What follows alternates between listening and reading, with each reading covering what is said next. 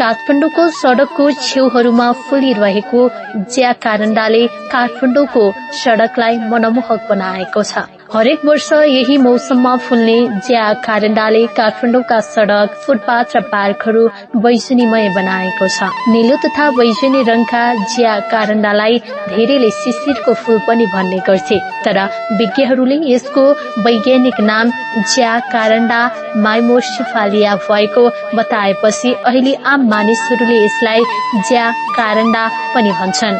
खास गरी स्थानीय नेवार समुदायमा भने चौखुचा स्वा अर्थात भङ्गेरी फूल भनेर पनि यो फूललाई चिनिन्छ। वनस्पतिविद डाक्टर तीर्थबहादुर श्रेष्ठका अनुसार काठमाडौँका सडक छेउमा यस्ता फूल फुल्न थालेको आधा दशक जति मात्र भएको बताएका छन्। साथै नेपालका लागि ज्या कारण्डा एक अनियमित वनस्पति भएको विज्ञहरूको भनाइरहेको छ। विशेष गरी काठमाडौँको दरबार मार्ग, रत्न पार्क, टोडीखेल, बागमती नदी किनार लगायतका सड़क छेउमा ज्या कारण्डाले चर्किदो घामका बीचमा पैदल यात्रीलाई शीतलता प्रदान गरिरहेको छ। यस्तै ललितपुरको महालक्ष्मी स्थान, इमाडोल, रिङ रोड भित्री ठाउँहरूमा पनि यो फूल ढकमक्क फुलिरहेको छ।